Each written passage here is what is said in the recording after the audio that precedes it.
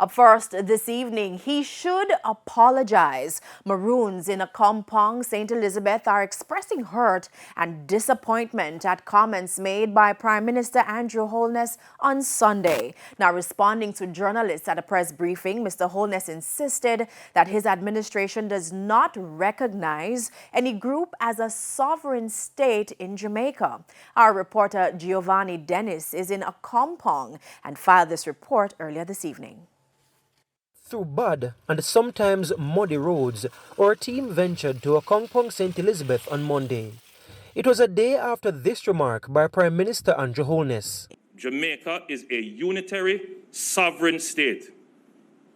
There is no other sovereign authority in Jamaica other than the government of Jamaica. I want that to be absolutely clear. None. And under my leadership, not 1 inch of Jamaica will come under any other sovereign authority.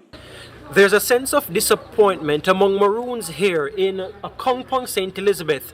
They're hurt by comments made by Prime Minister Andrew Holness on Sunday about their sovereignty.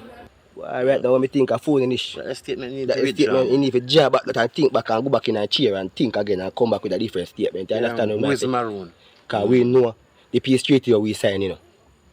You understand what I say? We sign a peace treaty. You understand what I say? Bloodshed for us. Bloodshed for us, man.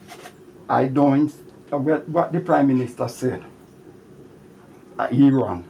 Because they already know that Maroon Town is a state within a state.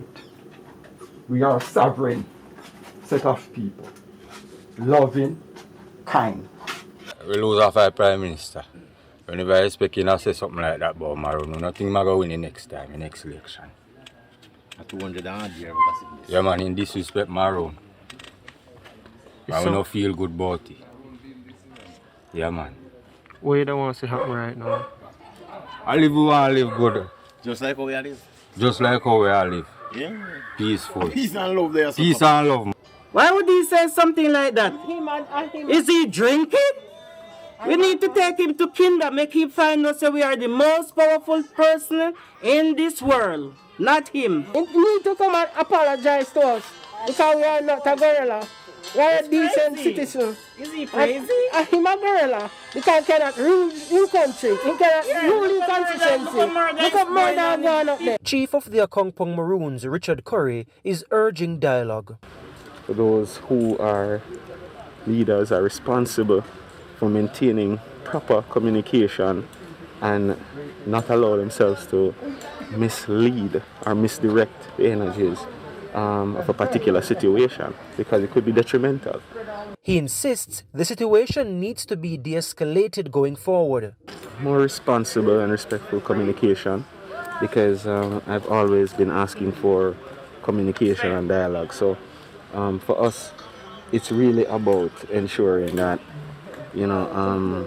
as leaders, we have a responsibility and a duty to the people to ensure that when we communicate effectively, clearly, and also seek all measures, all measures that are available to de-escalate and address situations before they become otherwise. I think the first step the Prime Minister should take is apologizing to the Maroons publicly. I've been speaking to people since I've been here, and a lot of people sound very hurt by what he said. What's the mood in the community? It's a down feeling here in Akompong, and it's only because of what the Prime Minister had said. The Maroons contend their sovereignty hinges on this treaty signed between their forefathers and British colonizers in 1738. From Akompong, St. Elizabeth, Giovanni Dennis, TVJ News.